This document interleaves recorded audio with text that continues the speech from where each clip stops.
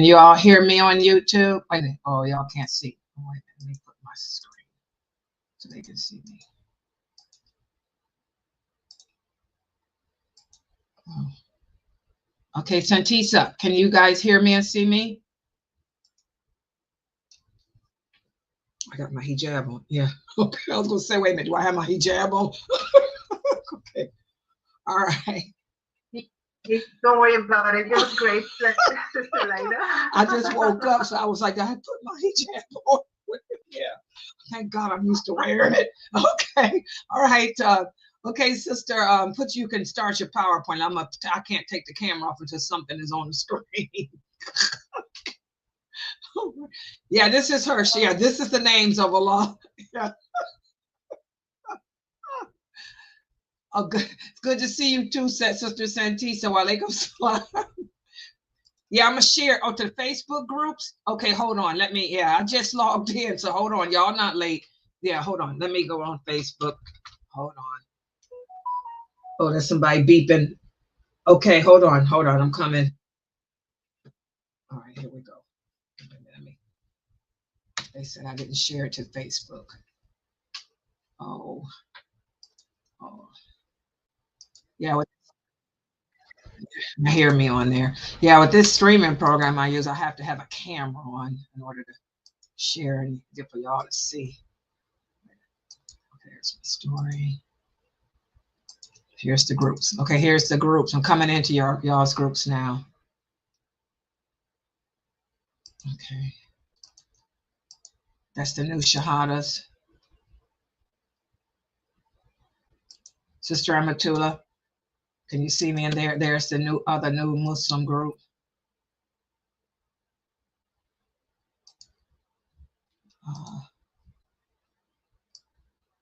Okay, y'all see that? Okay. All right.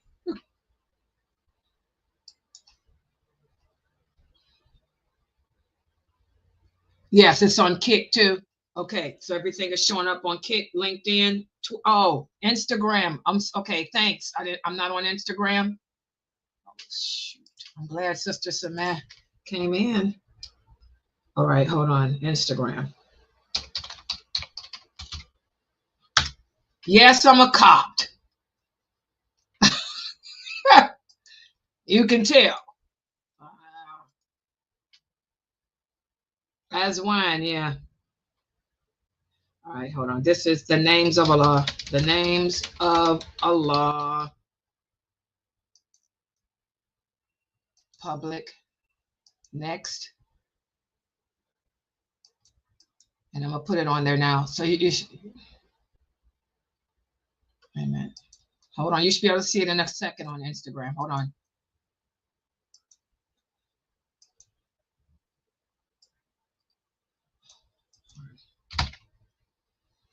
Okay. Save changes. Can you see it on Instagram now?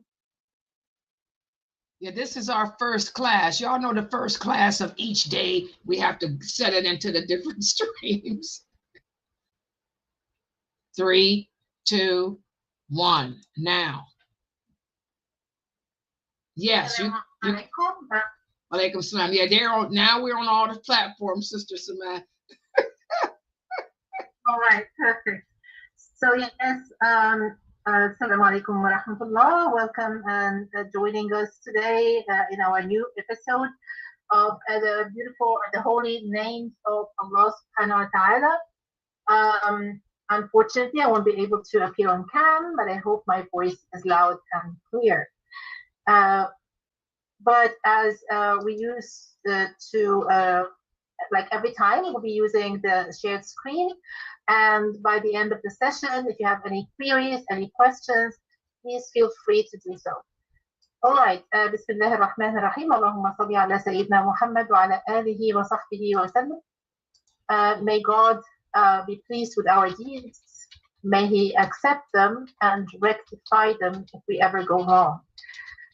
Now, as those who have been joining me for some time now, I'm sure you know that these sessions, they have to do with identifying those names, understanding their implications, and also getting deeper into understanding their impact in our daily lives. All right, so let us start.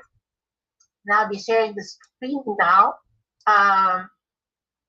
And for today, we'll be actually using the name, the holy name, Al-Raqaaq, which is the provider, right? And that name, that holy name, has a lot of layers and so much to know about it. Because once we say the provider, what comes to our mind is usually materialistic stuff that are essential in our daily life. But we will see through this session and those slides that there is more to it than we understand. All right, Bismillah ar-Rahman ar-Rahim. Now, God is the provider, right? The Lord of power, the ever mighty. So the universal worry of people, as we all know, no matter the culture is usually that of provision. So we worry whether we will be able to pay our bills at the end of the month. We worry whether we will be able to afford to pay, for example, our child's higher education, or if we will get our next meal, so on and so forth. Being consumed with worry may cause us to forget that God, subhanahu wa ta'ala, has actually named himself Ar-Razzaq, or the provider, and this has several implications for us, as I just mentioned. Actually, there are two types of risk, of provisions. There are two types of provisions, right? So the first is the material kind, of which the effects can be seen, physically, materialistically. So it can be money, it can be any material thing in this world. And the second type is the internal or the moral provision. And this can include the provision of the heart, the emotional sustenance, and even spiritual risk. All right. So the latter provision is considered the nobler of the two because its fruits are everlasting. Still, materialistic provision is not necessarily bad. Indeed, the essence of risk or provision is something that brings benefit and is endowed by God upon us. So how much it benefits us in the hereafter depends on how we use our material risk in this. Which brings us to, again, stressing the fact that the constant provider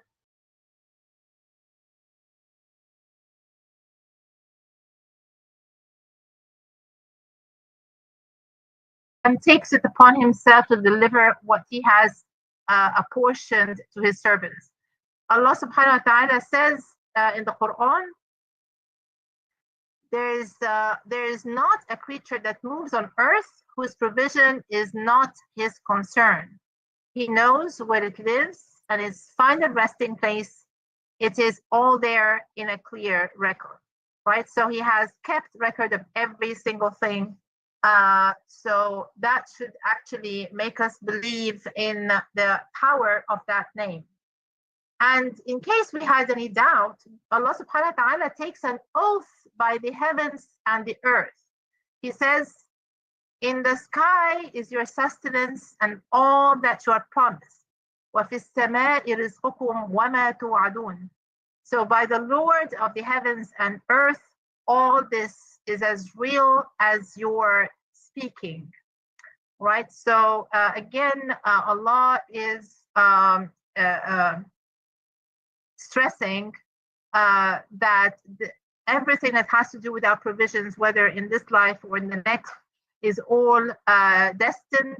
It is all written, and that should actually make our hearts and minds at peace. Now, moving on, the possession or the acquisition of this provision can actually happen in two ways. Now, the first, he has made dependent on our striving. The means are considered as a form of provision as well. So the first type or the first kind of provision or the first way to actually attain them is through striving, right? Exerting the effort. And the second is that which he has written for us independent of our striving.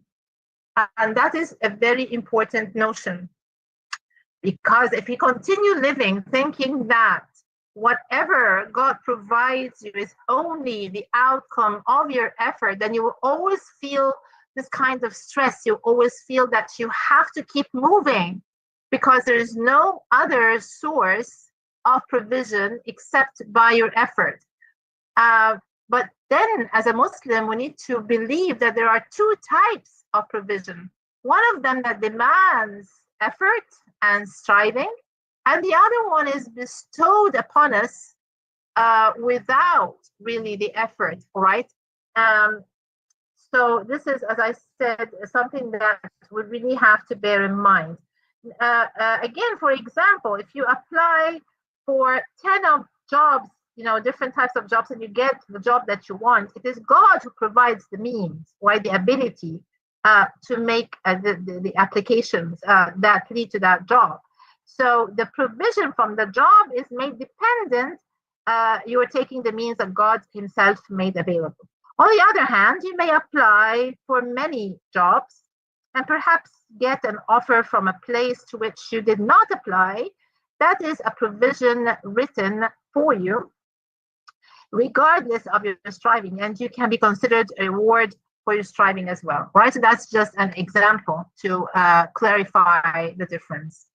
All right, now, the idea of striving for your provision. Now, there is provision that God has made dependent on our effort, as I said, all right, and as well as the type of effort we put in.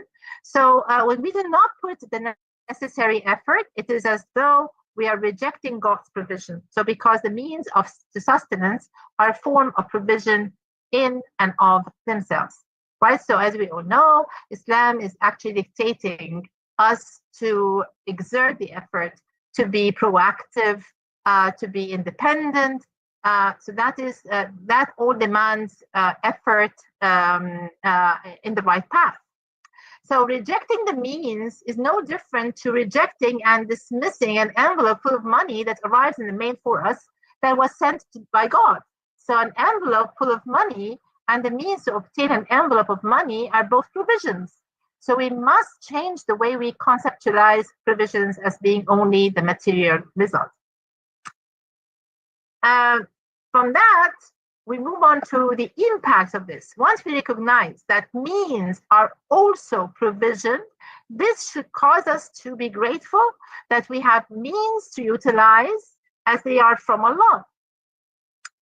While our provision is indeed written, we still need to work for it as though it depended entirely on how hard we try. But in our hearts, we should know that nothing will come to us except what God has written for us. Now, that is an important notion, right? So we do both at parallel at the same time. We do the physical effort, the mental effort required, whereas at the same time, parallel to that, there's this kind of peace, this serenity, this certainty that whatever God has destined will be actually disclosed and will be reflected and embodied in this life. Now, if we broaden our conception of rizq and truly believe that the Raqaaq, or the provider, is the one who provides it, we will never justify seeking prohibited or haram means of living, because God would never make his provision, whether they are the means or the result of those means, illicit. We need to work in whatever way that we can in a manner that befits us as Muslims, knowing that it is God who will provide for us, even if everyone around us is engaging in corruption. So understanding that one may ask, all right, but I can still, steal money, and I will obtain that money. I will guarantee having that kind of money or that sum of money. So what I'm saying here is that, yes, it is true that you may do actually or seek haram means for living, and you will still be getting money. But the fact is that this money will only serve you as a path to eternal damnation. So you haven't actually won anything. You have actually lost. So the idea of seeing things for what they truly are is really, really important. A Muslim should have this kind of insight, layered concepts, layered vision in life. You don't see superficially, but you see through things. You seek the deeper meaning of things, the deeper meaning of your existence in the first place. All right, now let us take an example, a very vivid example that demonstrates to us the striving of someone who completely trusted in God and in his provision. And that is the Prophet Abraham and his wife Hajar, right? So when the Prophet Abraham left Hajar and her infant son in the desert, Hajar was understandably confused. However, she asked Abraham if God has commanded him to do this. And when he responded in the affirmative, she knew that whatever God decreed would be good, even if sometimes seemed bad at the moment. So this is the first lesson, that she had trust in God's wisdom. But let us pause here for a second.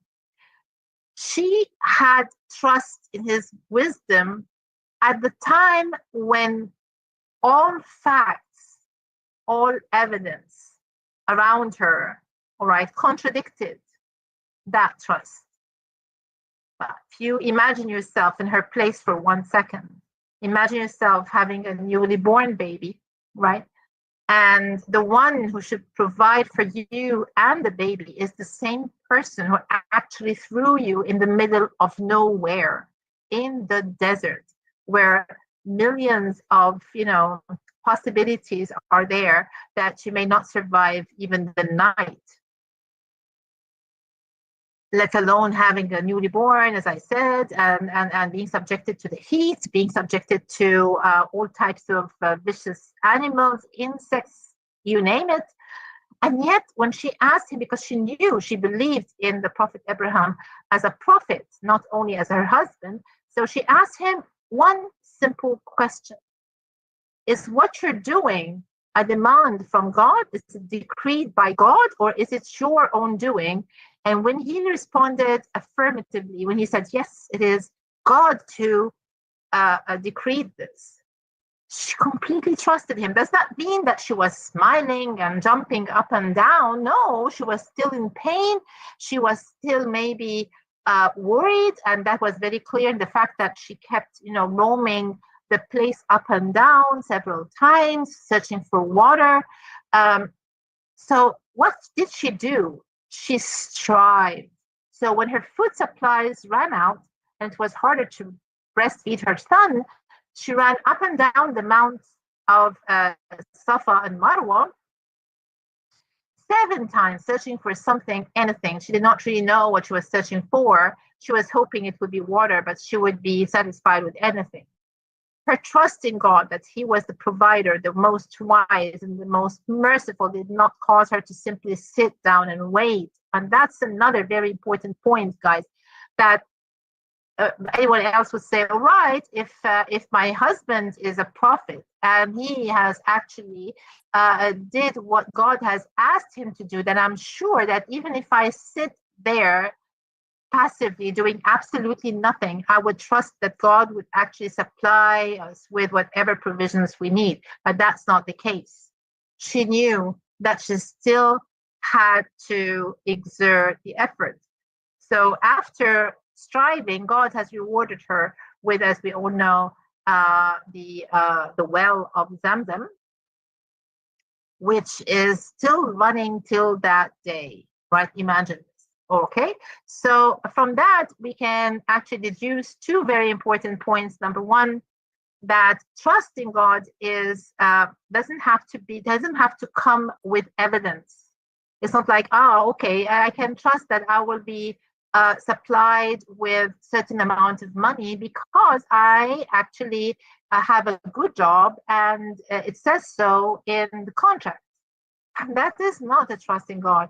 The real trust in God happens when we are in the dark, right? When we don't have all the evidence, we don't see everything clearly, and yet we trust. And that is the iman.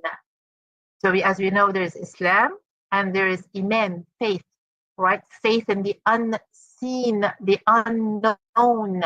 So when all the evidence, all the proofs are actually hidden, that is the real test of our trust in God. And the second thing is that even if we have full trust in God, we still need to exert the effort. All right. That moves on to understanding. This understanding of this is evident in how those who learned from our beloved Prophet Sayyidina Muhammad behaved. For example, the companion Sayyidina Umar anhu, said, "Let not one of you refrain from working for his provision, supplicating to Allah to provide, while he knows that the sky does not rain gold and silk." Right? So it was very clear that one of the very renowned companions, Sayyidina Umar, made it very clear that don't you ever test God.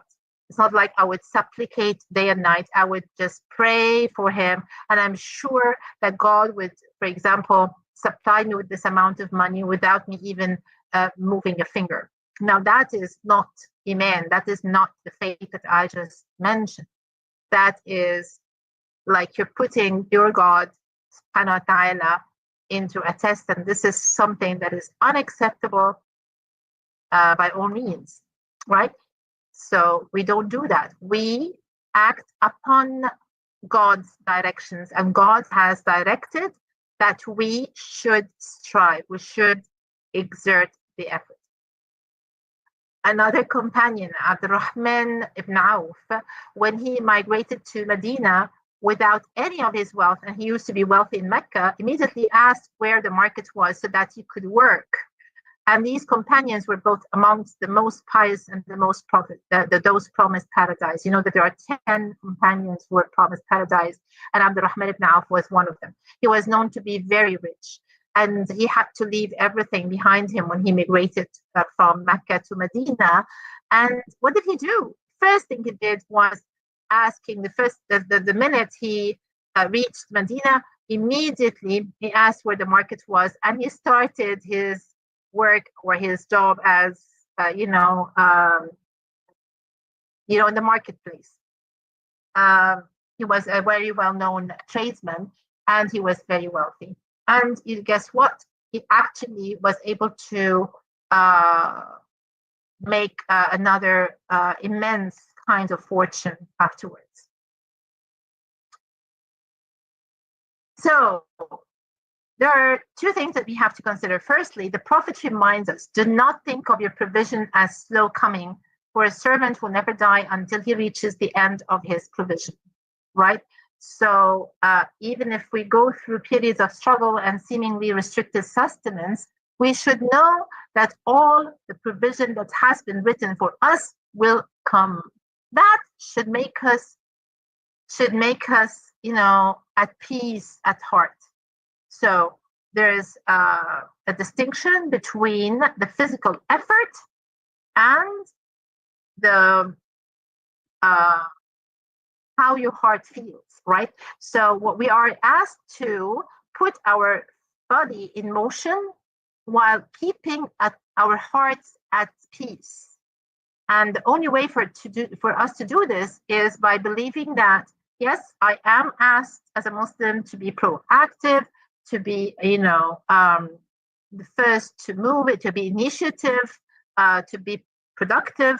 But at the same time, in my heart, I'm not really clinging for or clinging to those material possessions in themselves, knowing that I will receive whatever God has designed or destined for me. Secondly, we must remember not to look at God's names and attributes separately. Allah is the most wise, and He tells us that we will be tested in this world with both ease and hardship, wealth and poverty, life and death.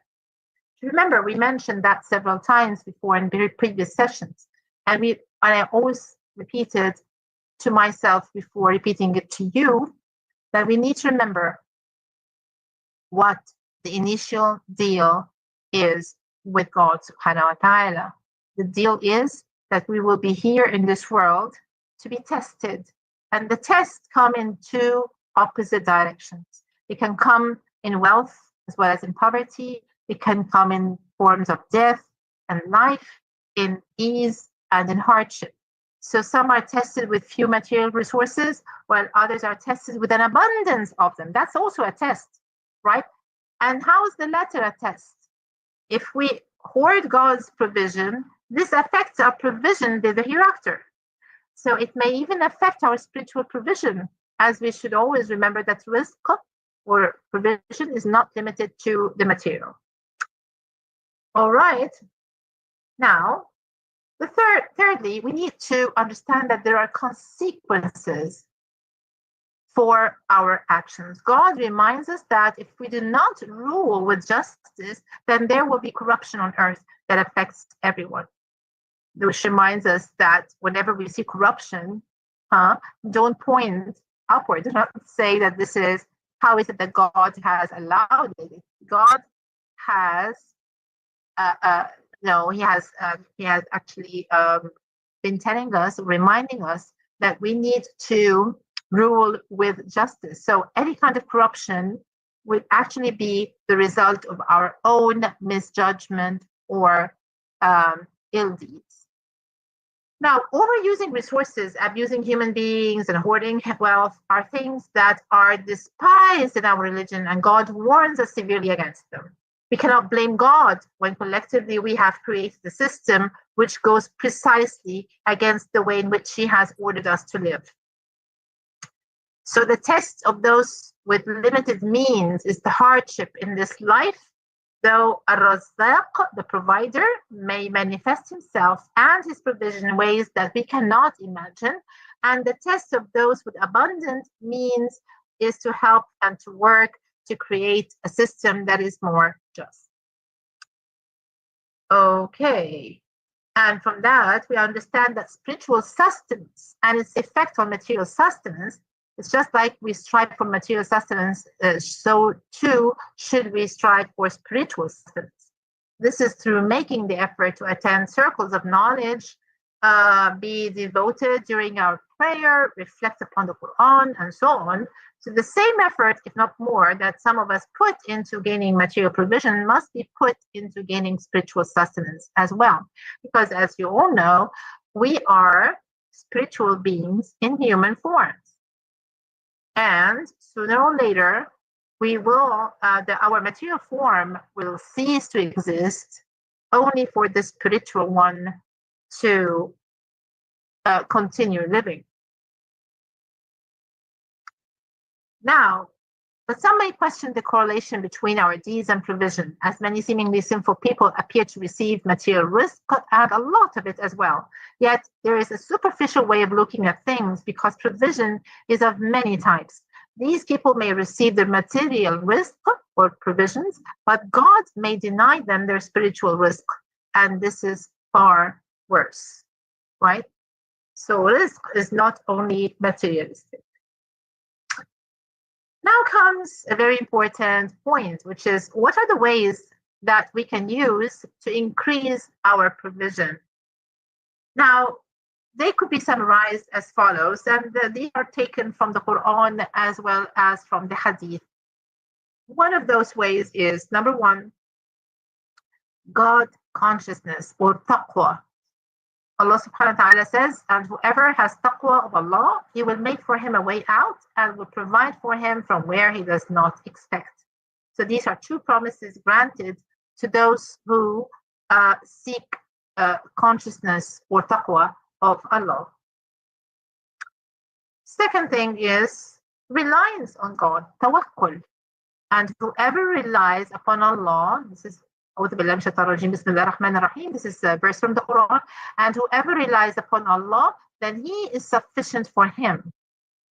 Indeed, Allah will accomplish His purpose, Allah has already set for everything a decreed extent, right? So there's also this prayer that says, and enjoin prayer upon your family, land, people, and be steadfast therein. We ask you not for provision, we provide for you, and the best overcome is, and the best outcome is for those of righteousness, right? So that shows how important tawakkul is.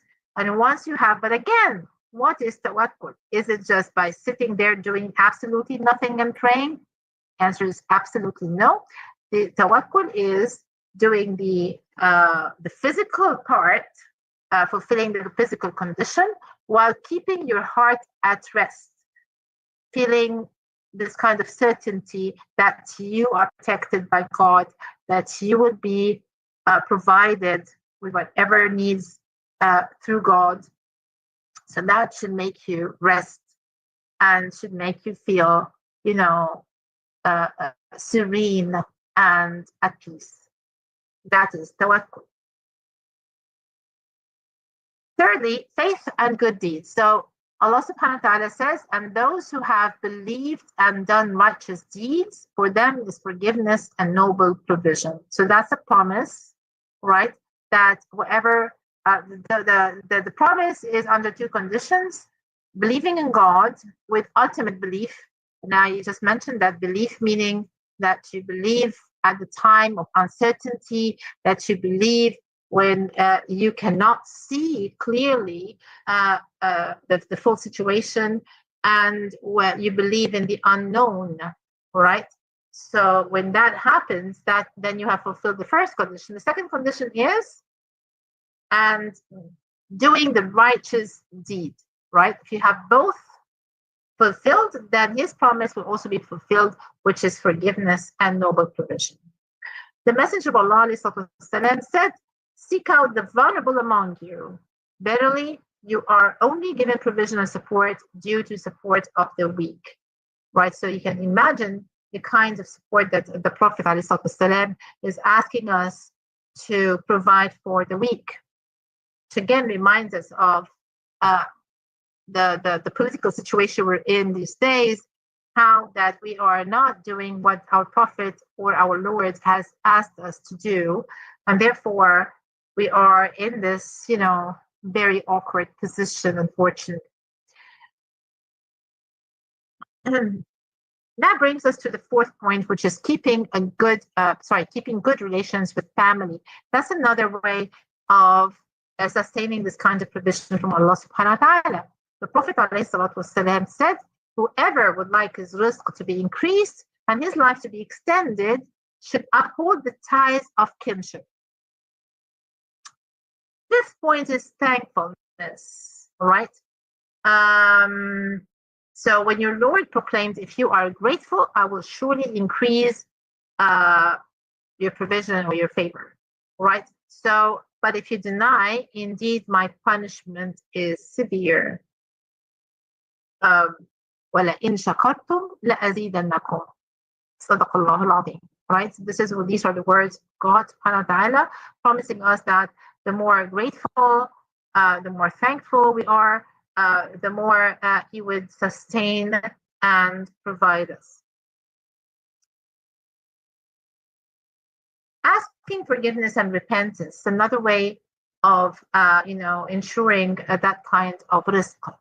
Allah subhanahu wa ta'ala said, ask forgiveness of your Lord, indeed he is ever perpetual forgiver. He will send rain from the sky upon you in continuing showers and give you increase in wealth and children and provide for you gardens and provide for you rivers. All right, so this is another way of evoking this kind of sustenance and provision from Allah subhanahu wa ta'ala. Seventh point is charity. Now, the more you give, the more Allah subhanahu wa ta'ala will also give back to you. So Allah says, who is it that would loan Allah a goodly loan so he may multiply for him many times over? And from that, we move on to the 8th and the 9th ways of maintaining rizq from Allah subhanahu wa ta'ala. The 8th is reciting Quran. So imagine the Prophet ﷺ said, the house in which Quran is recited is increased in good, and the house in which the Quran is not recited is decreased in good. So the good here meaning barakah, all right, and grace. So grace is also to be granted to those who are in the habit of reciting Quran. The last point is migrating for the sake of Allah. So whoever immigrates for the cause of Allah will find on the earth many alternative locations and abundance, as mentioned in the Quran. So we know that whoever has been, facing a lot of difficulties in one place should actually seek immigration, because God has promised these more doors to open. If we do that, provided that the condition is that we'll be doing this for the sake of God. It is not to, for example, it's not because you like that place more than you like your own, or because you want to, go sightseeing somewhere. These are different intentions. They're not bad at all. They're not haram. But again, doing this thing, which is emigrating, when it is done for the sake of God, right, it has a different kind of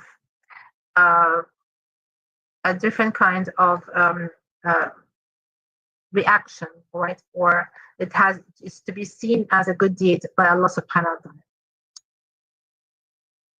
ta'ala. Now comes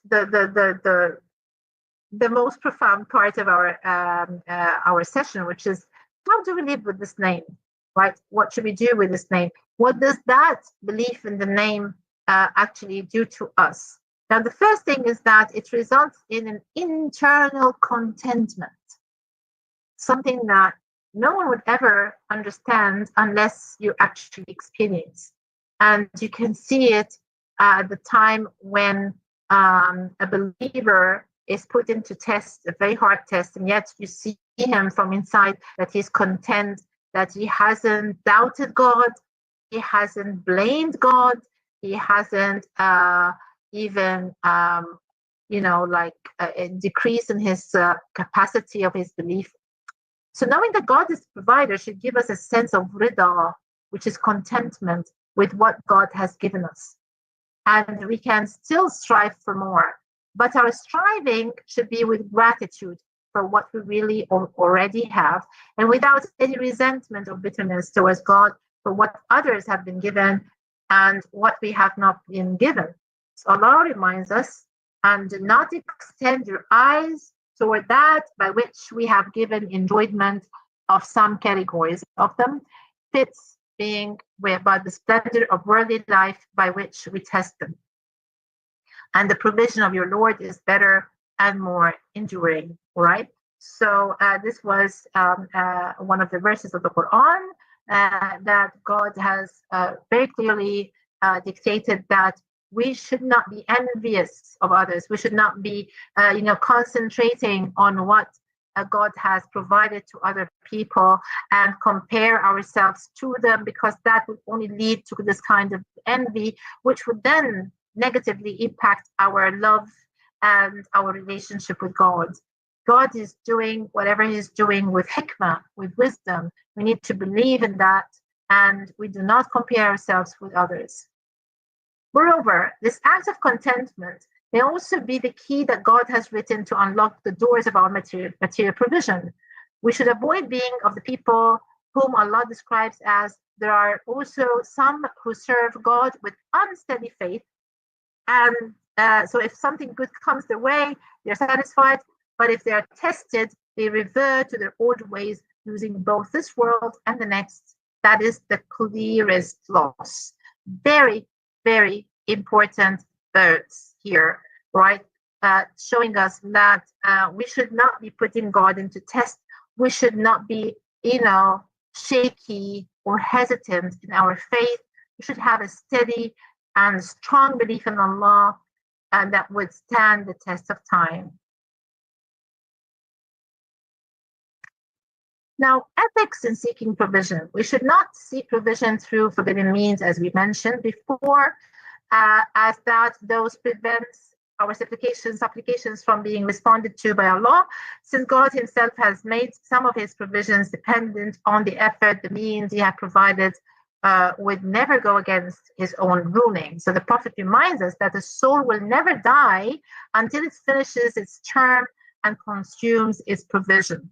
Thus be grateful, graceful in seeking provision, and let not one of you allow the delayed provision to compel him to seek it by disobedience. Verily, Allah does not grant what is with him but by obedience. That was one of the hadith, meaning words recited by the Prophet ﷺ. And in that hadith, we can see that we should not be, like seeking provision by all sorts and all ways, but except for those that are pleased by God or that are acceptable by God. Striving is, of course, as we mentioned before, it is one source of obtaining those provisions. So God has kept that knowledge hidden from us in order to ensure that we work hard regardless. So we should strive for our provision, both internal and external, knowing that God will give us what he has ordained for us and that he rewards us for our striving using permissible and ethical means. Another way is give from the sustenance that God has given. And so believing in this name would encourage you to be benevolent.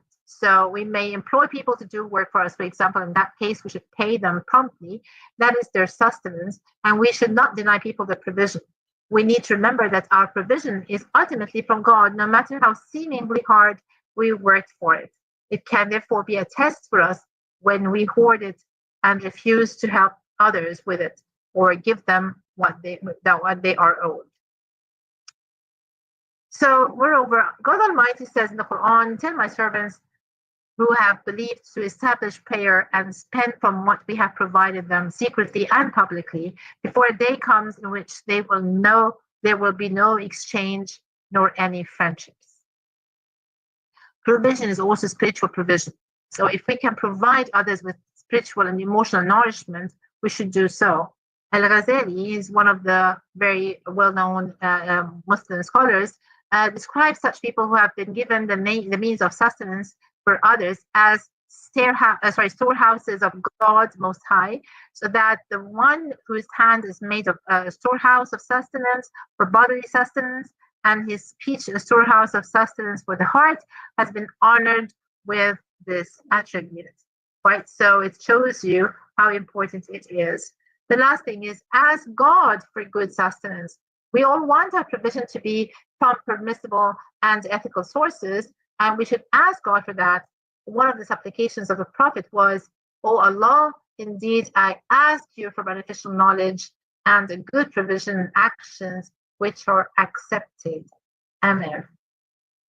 And that brings us to the end of our session today.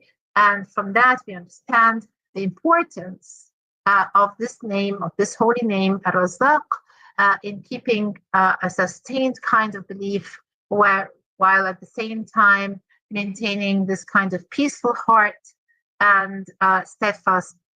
Thank you so much.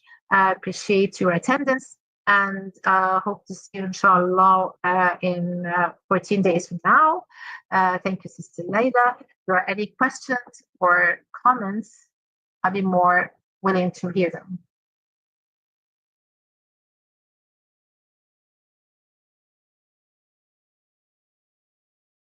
You.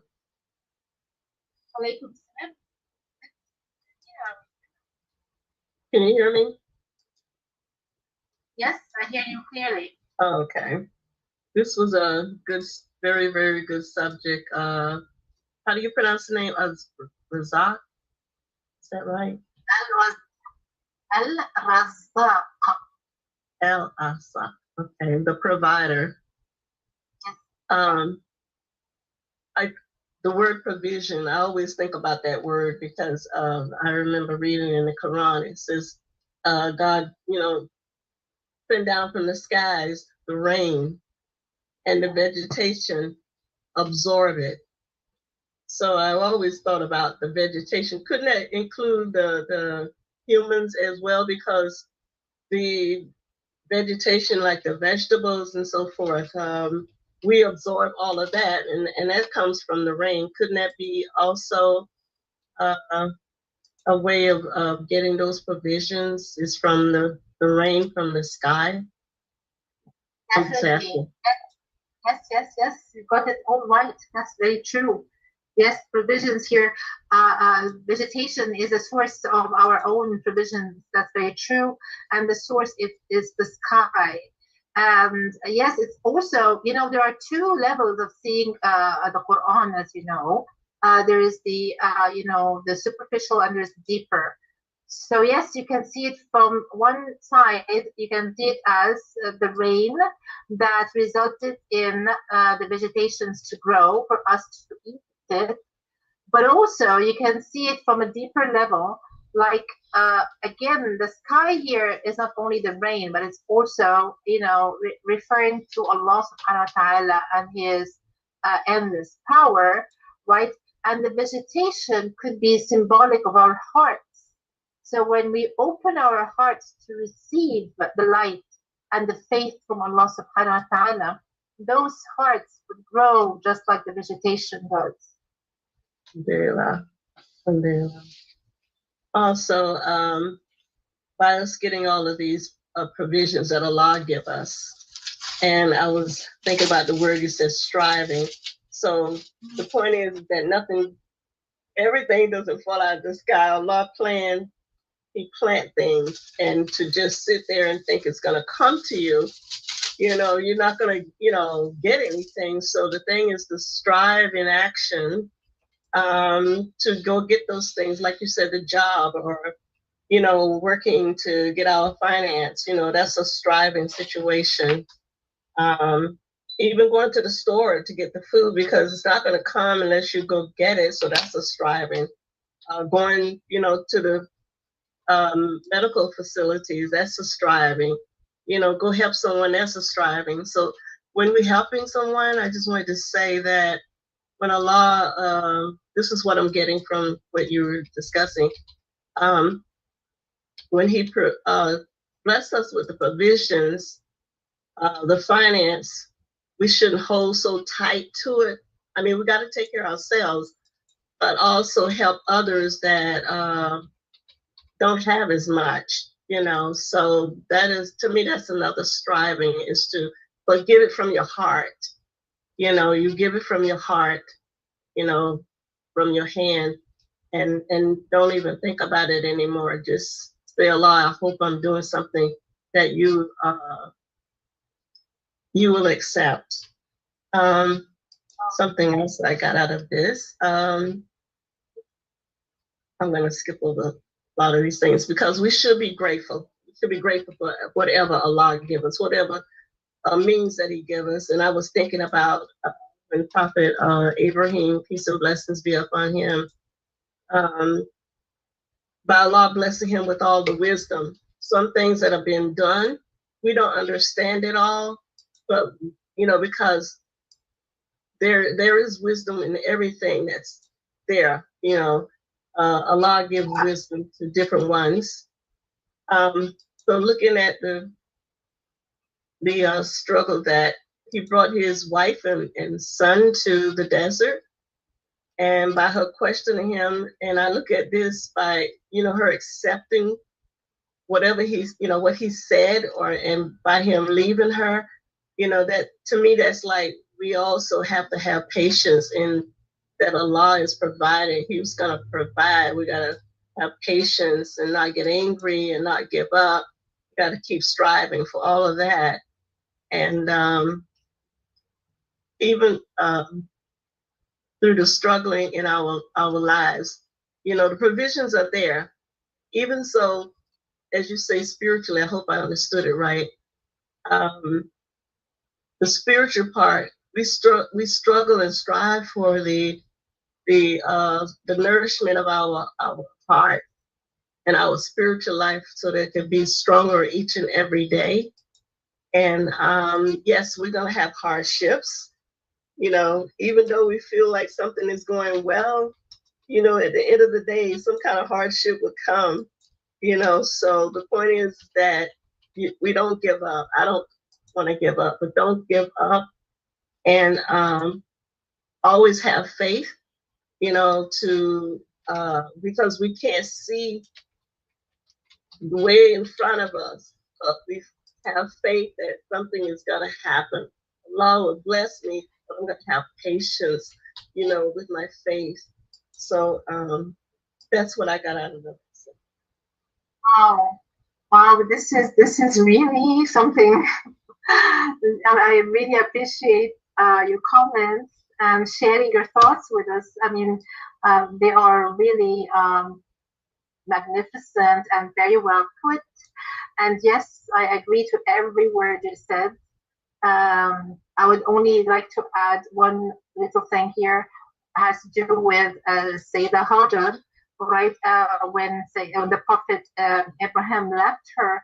And some of the scholars would say that this was also not only a test for the Prophet, but also for her. And it was also one way in which God was, you know, untying her heart from being attached to anyone except him, subhanahu wa ta'ala. Right? So it's like as a wife and the mother of a newly born, you have all the right to seek, you know, this kind of support from your husband. It is a matter of fact. But in this case, God wanted her to be dependent only on him, to be, you know, to, if there's any kind of emotional tie that is, you know, tying her to her husband, or if she sees him as a source of protection and a source of provision, God deliberately, you know, uncling this. He has completely broken this tie in her heart, so she no longer sees anyone but Allah subhanahu wa ta'ala as the provider and the protector. And yes, even though we are, you know, so different in our situation from Sayyidah Hajar, but still we do go through similar things in our lives. If we just keep our eyes open and our hearts, you know, open to whatever messages we receive on daily basis from God, you'll see that he has been sending us several messages asking us to stop clinging to anyone, to stop depending on anyone, and to only seek him as the source, and they, the people, as the tool that he uses, you know, to fulfill his intention and his purpose. So yes, thank you so much, Sister Jamila. Alhamdulillah. Just one more thing. Just one more thing on that. With Hagar, how do you pronounce her name? Hajar, yes. Hajar, yes. Hajar. Yes.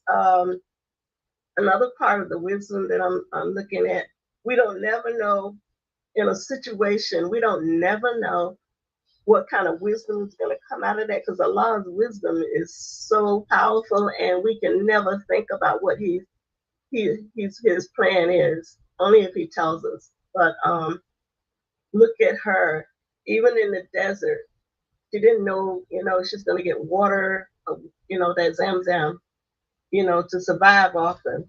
But look, it was to me, it's like a triumph by her being there. And then there's the legacy behind all of that, even up to today, you know, that water still exists. And that lets us know that in a dry place, Allah can always bring water. Allah, I love that. Yes, it's a very powerful contemplation, Sister Jamila. Thank you so much for sharing this. Alhamdulillah.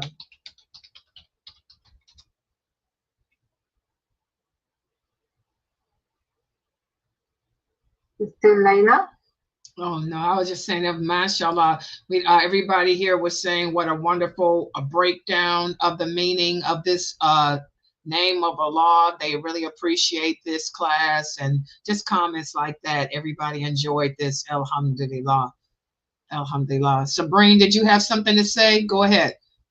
I just wanted to say, well, most of it, Sister Jamila just said.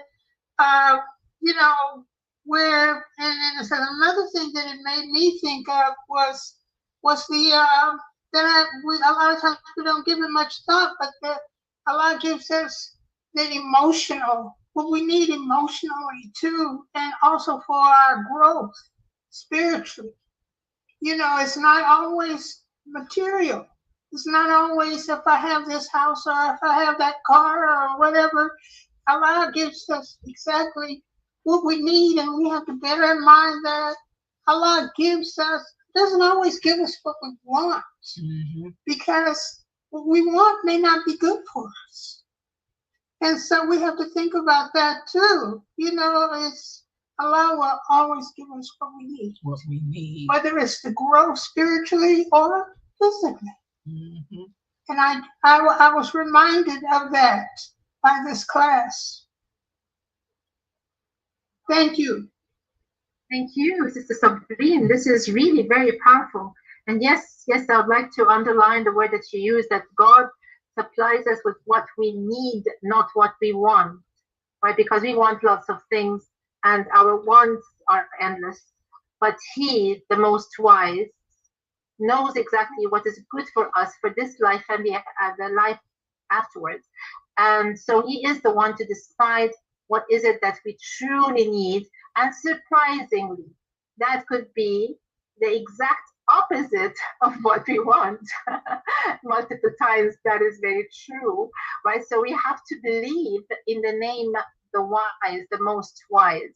If we truly believe in that name, then we will wish and pray, definitely. And yet, at the end, we'll keep it in His hands. He'll keep it up to Him to decide what is best for us and accept whatever He then demands. Very true. Thank you so much. MashaAllah. This was beautiful, Sister Samah. This was wonderful. MashaAllah. May Allah bless you for this. And by the way, guys, the sisters here are asking, yes, it's not every, we wished it was, it's not every Saturday. This class is every other Saturday. Every other Saturday at 2 p.m. Eastern Standard Time. Yes. Yes, every other Saturday at 2 p.m. Eastern Standard Time, inshallah. Inshallah. Yes. Yes. Alhamdulillah. Okay, Sister Samah.